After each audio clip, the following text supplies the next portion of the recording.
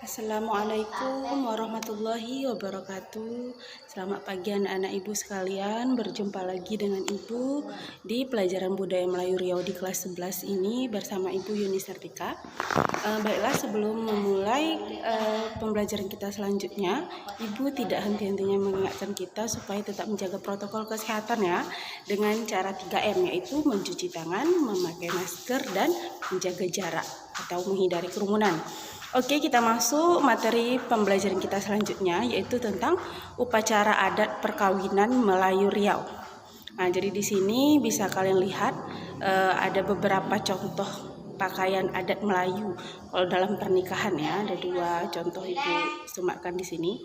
Oke, kita bahas satu persatu. Upacara adat perkawinan Melayu Riau, ajaran dan syariat agama Islam menjadi bagian yang paling utama termasuk pada upacara sakral, sehingga disebut adat Melayu bersandingkan syarak bersandingkan kitabullah. Oleh karena itu, senarai pernikahan memaparkan unsur adat istiadat pernikahan dan perkawinan masyarakat Melayu mengarah kepada kepentingan upacara protokoler.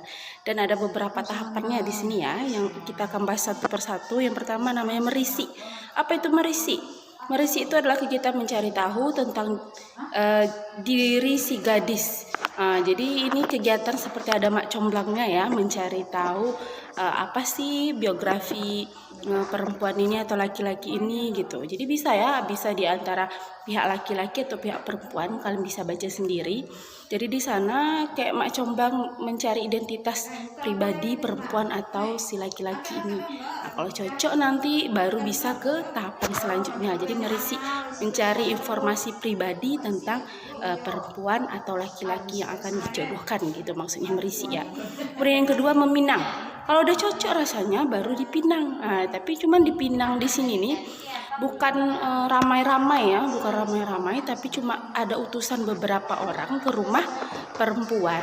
Jadi untuk menyepakati nanti boleh nggak datang nanti di hari ini, kira-kira kalau boleh nanti baru kita ke tahapan selanjutnya nanti ya. Jadi kayak lamaran tapi masih kecil-kecilan, bukan ramai-ramai yang datang membawa barang-barang banyak, bukan. Ini cuma datang untuk meminang, bisa nggak gitu kan, untuk beberapa aja, beberapa orang yang datang utusan ya. Kemudian kalau boleh katanya baru tentukan tanggal, dan yang ketiga ini mengantar tanda ya. Kalau pihak wanita menyatakan iya, baru diantarkan tandanya, biasanya berupa cincin ya kalau adat kita. Kemudian di situ nanti diketahui diterima atau tidaknya secara besar-besaran, karena biasanya ramai-ramai ya, pihak laki-laki datang ke pihak perempuan. Itu namanya mengantar tanda ya, bukan meminang. Kalau meminang cuma beberapa orang saja, mengantar tanda baru ramai-ramai. Kalau sudah tahapan mengantar tanda, baru ke selanjutnya mengantar belanja. Jadi ada namanya mengantar belanja, yaitu kedatangan calon laki, utusan calon laki-laki juga ke rumah perempuan. Dia mengantarkan uang ya, ini berupa uang. Ini ada maksud yang terkandung di dalamnya, yaitu sebagai tanda tanggung jawab dan rasa kebersamaan dari laki-laki kepada perempuan. Jadi rasa sama-sama lah menanggung biaya untuk pesta nanti, gitu dia ya. Ada makna yang terkandung dalam menghantar belanja ini. Kemudian kita masuk yang intinya, yaitu perhelatan pernikahan. Ini yang terakhirnya ya, yaitu hari pernikahan yang pertama. Bukan akad nikah ya, belum lagi. Ini ada tahapan yang pertama, berinai curi. Apa itu berinai curi? Kenapa curi namanya?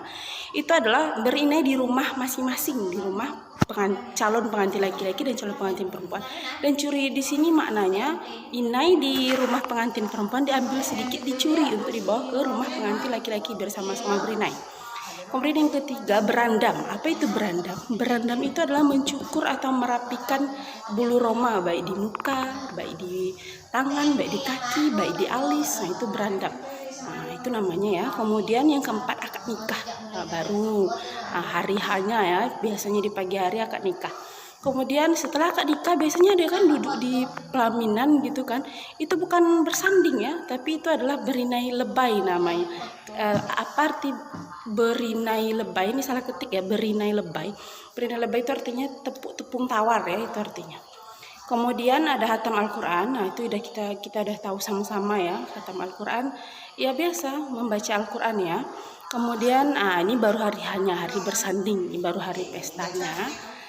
Kemudian ada yang namanya setelah hari pesta, biasanya kalau ada orang Melayu itu setelahnya ada yang namanya hari menyembah mertua, maksudnya meminta maaf kepada kedua orang tua ya. Ini maknanya supaya keluarga kita yang baru ini mendapatkan rahmat ya dan hidayah dari orang tua kita. Kemudian selanjutnya yang terakhir adalah mandi damai.